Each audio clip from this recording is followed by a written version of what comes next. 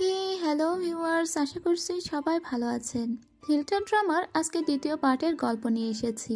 এই পার্টটা এত বেশি ফানি যে আপনারা হাসতে হাসতে গড়াগড়ি খাবেন। অনেক কাল পরে এত ফানি একটা ড্রামা দেখছি, এজন্য আমি নিজে অনেক এক্সাইটেড যে আসলে ফানি ড্রামাগুলো না এক্সপ্লেন করে বোঝানো যায় না।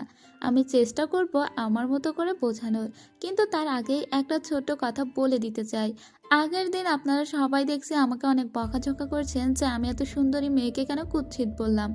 আসলে ভাই, কুৎসিত তো আমি বলিনি, কুৎসিত তো বলছে এই ড্রামার পরিচালক। তারা এত সুন্দর একটা মেয়েকে কুৎসিত হিসেবেই প্রেজেন্ট করছে। আসলে সে তো কুৎসিত না, সে যদি কুৎসিত হতো তাহলে কি কখনো নায়িকা হতে পারতো? তো এটা তো আমি বলিনি, এটা ড্রামাতেই বলছে, তাই আমি সেভাবেই প্রেজেন্ট করছি। শুধু শুধু আপনারা আমাকে দোষ দিয়েন না। আমি নিজেও ল্যান্ডেলির অনেক বেশি ভক্ত, মানে ওই নায়িকার সব ড্রামা আমি দেখি। ইভেন ওই নায়িকাকে আমার প্রচণ্ড ভালো লাগে। তো চলুন দেখা যাক এই পর্বে কি হয়েছিল। আমরা গত পর্বে দেখেছিলাম যে নায়িকা পালাতে গিয়েই পা ভেঙে ফেলেছিল, সেজন্য তাকে হাসপাতালে নিয়ে আসা হয়। আর তাংচি সবসময়ই সু মিয়াওয়ের অনেক বেশি খেয়াল রাখছিল। এতে সু মিয়াও খুবই রেগে যায় আর তাংচিকে বলে, তুমি এখান থেকে চলে যাও। তুমি বুঝতে পারছো না আমি তোমাকে কতটা অপছন্দ করি, আর আমি তোমার মুখটাও পর্যন্ত দেখতে চাই না। এই কথা শুনে তাংচি খুব মন খারাপ করে এখান থেকে চলে যায়। এরপরে লিন আসে ওর সঙ্গে দেখা করতে। ও সুচেংকে বলে, তুমি ওকে কি বলেছো? তখন সুচেং রূপে সুমিয়াও বলে, আমি ওকে রিজেক্ট করে দিয়েছি। ভালো করেছি না?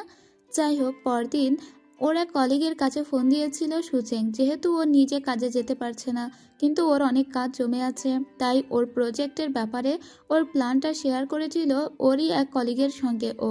ওর কলিগকেও বলেছিল যে আমার এই প্ল্যান অনুযায়ী তুমি প্লিজ আমার প্রেজেন্টেশনটা দিয়ে দিবে।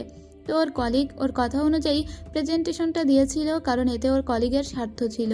সে কিন্তু সমস্তটাই সু চেংয়ের প্ল্যানই নিয়েছিল, কিন্তু জাহির করছিল যে এই প্ল্যান সে নিজে বানিয়েছে, যে কারণে সবাই ওকে বাহবা দিচ্ছিল। কিন্তু সে যেসব ডাটা অ্যানালাইসিস করেছে সেই ডাটা তো কারোরই পাওয়ার কথা নয়, কারণ তাংচি নিজে সেগুলো সু চেংকে দিয়েছিল। তাংচি ওকে বলে, এই প্ল্যানটা কি সত্যিই তোমার নাকি অন্য কারোর? তখন মেয়েটি বুঝতে পারে আর বলে, আসলে প্ল্যানটা আমি একজনের সঙ্গে মিলে করেছি। আসলে প্ল্যানটা সুচেং কিছুটা দিয়েছিল, আমি ফুলফিল করে দিয়েছি। তারপরেও ওই ক্রেডিট নিতে থাকে, কিন্তু পুরো প্ল্যানটাই ছিল সুচেংয়ের। অন্যদিকে আমরা লিনকে দেখতে পাই। ও যেহেতু কমিক রাইটার, সেজন্য ও একটা কমিক ক্যারেক্টার কেনার জন্য একটা দোকানে এসেছিল।